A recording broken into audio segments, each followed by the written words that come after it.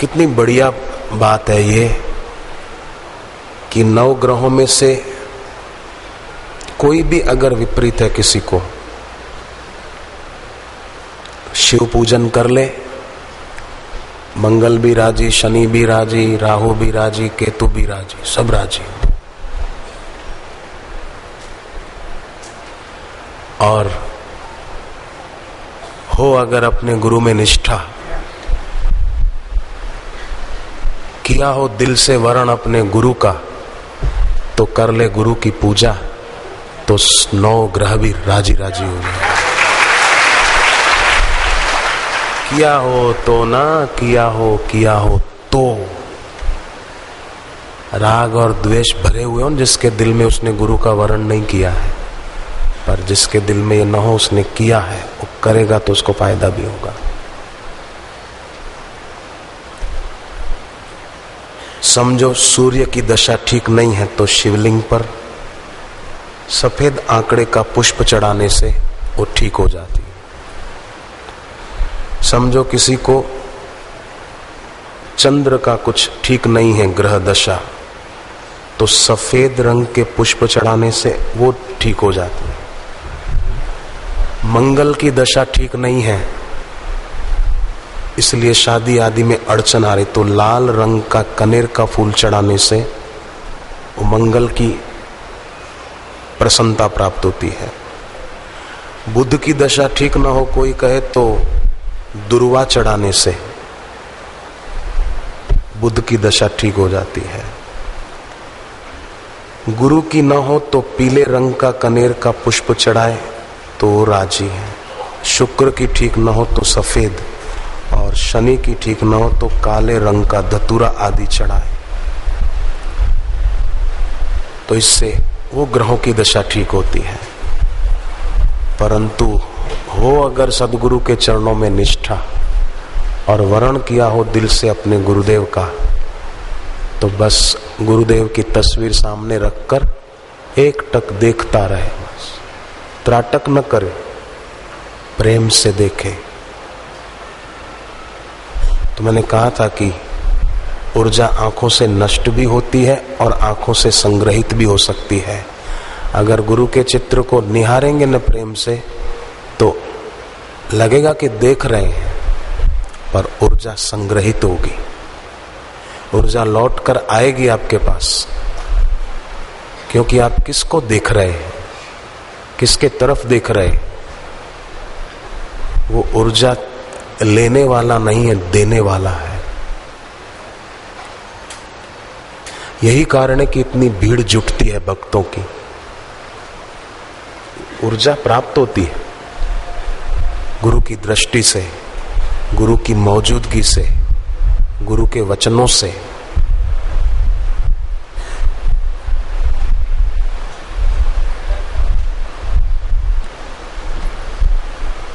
इसलिए बड़ी महत्व की बात है अपने स्वामी में, अपने गुरु में निष्ठा होना। मैंने सुबह निवेदन किया था, सब नहीं थे, कई बाद में आए, इसलिए फिर कहूं। जन्माष्टमी है, श्री कृष्ण भगवान की माता का नाम जन्म देने वाली देवकी, पिता वसुदेव जी, और वसु माने अग्नि। जैसे अष्ट वसु हैं, आप, ध्रुव, सोम, धर, अनिल, अनल, प्रत्युष, प्रभाष, ये 8 वसुओं के नाम हैं। अब देखो, भगवान कृष्ण ने गीता के 10वें अध्याय के 23वें श्लोक में कहा है, रुद्राणाम शंकरश्चास्मि वित्तेशो यक्ष रक्षसाम वसूनाम पावकश्चास्मि। अष्ट वसुओं में मैं अग्नि हूं, अनल। अब वसुदेव जी के यहां भगवान वासुदेव पुत्र बनकर आए, आज जिनकी जन्माष्टमी है। वसु माना अग्नि, भगवान कहते हैं वो मैं हूं। सामवेद में गुरु को भी अग्नि कहा है।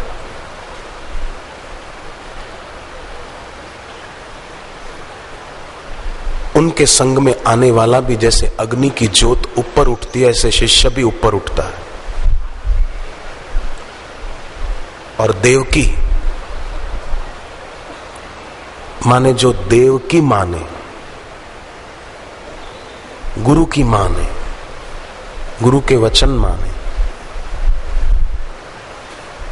और पानी की तरह नीचे बहने वाली यात्रा छोड़कर अग्नि ज्योति की तरह ऊपर उठने वाली यात्रा करे, तो वहां भगवान प्रकट होते हैं, वहां जन्माष्टमी होती है।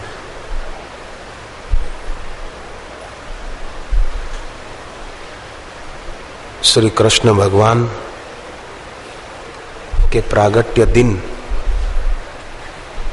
रात को चंद्रमा को अर्घ्य देने का भी विधान है। हो सके तो शाम रात को देना। क्षीरोदार्णव संभूतम अत्रि नेत्र समुद्भव ग्रहाणार्घ्यम शशांकेमम रोहिण्याम सहितो ममा। हे चंद्रदेव, आपकी उत्पत्ति क्षीर सागर से हुई। अत्रि ऋषि के आप बेटे बने, अत्रि और अनुसुया के यहाँ। आप अपनी प्रिय पत्नी रोहिणी सहित आज हमारा ये अर्घ्य स्वीकार करें।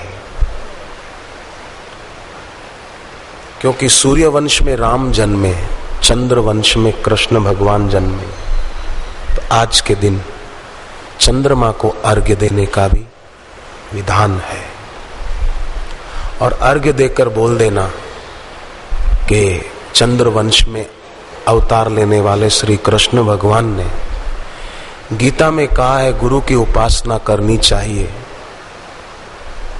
हे भगवान, आपका वचन मेरे जीवन में क्रियान्वित हो जाए,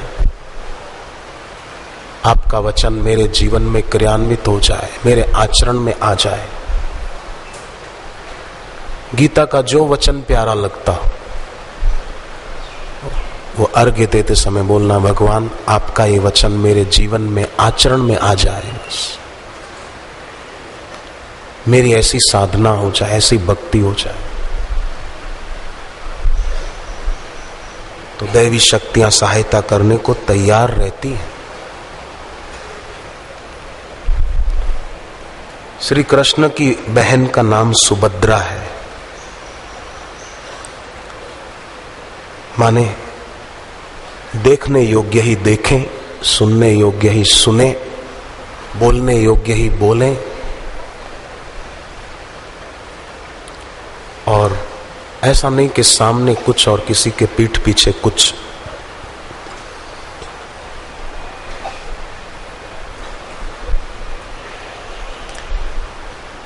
यही सुभद्रा है।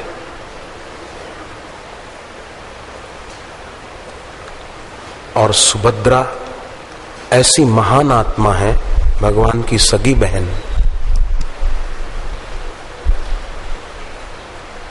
एक बार महर्षि दुर्वासा स्वर्ग के अतिथि हुए।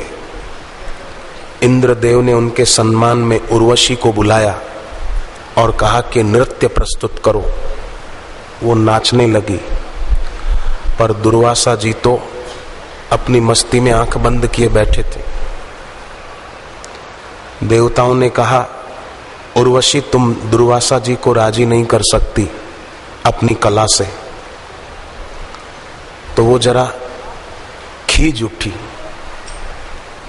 गुस्से में आई और बोली, अंदर में तो इनको बहुत अच्छा लग रहा है, बाहर से प्रभावित करने के लिए स्वांग कर रहे हैं, ढोंग कर रहे हैं, आंख बंद करके बैठे हैं। दुर्वासा जी को हुआ हद है, मैं ढोंग कर रहा हूं। वो तो दुर्वासा जी थे, श्राप दे दिया, घोड़ी की तरह नाच रही है, जा घोड़ी बनेगी तू। और वो गिड़गिड़ाई, माफ करो महाराज, बोले तभी तू छुटकारा पाएगी जब 3.5 वज्र एक साथ इकट्ठे होंगे तो तू फिर स्वर्ग में आ जाएगी।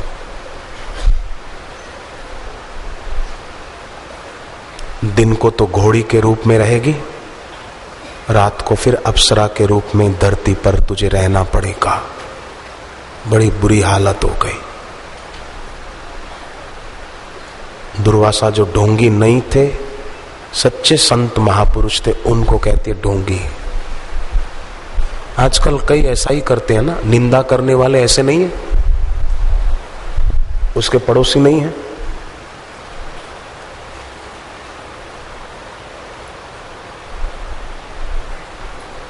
अब वो बेचारी घोड़ी बन गई। कई लोग अपनी बुद्धि से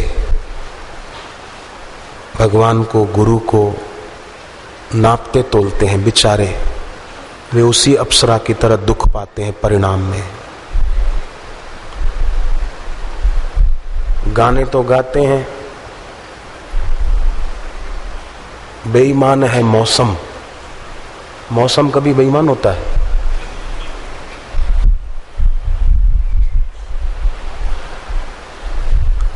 राजा दान घनव को इसका पता चला कि ये घोड़ी जो है वास्तव में अप्सरा है।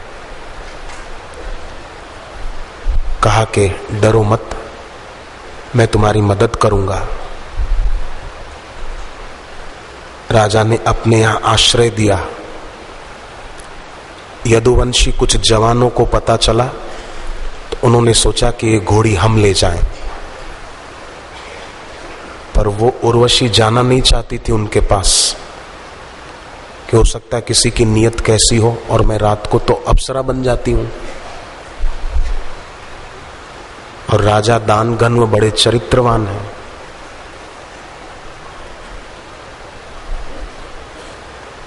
पवित्र है, उनके पास मैं सुरक्षित रहूंगी।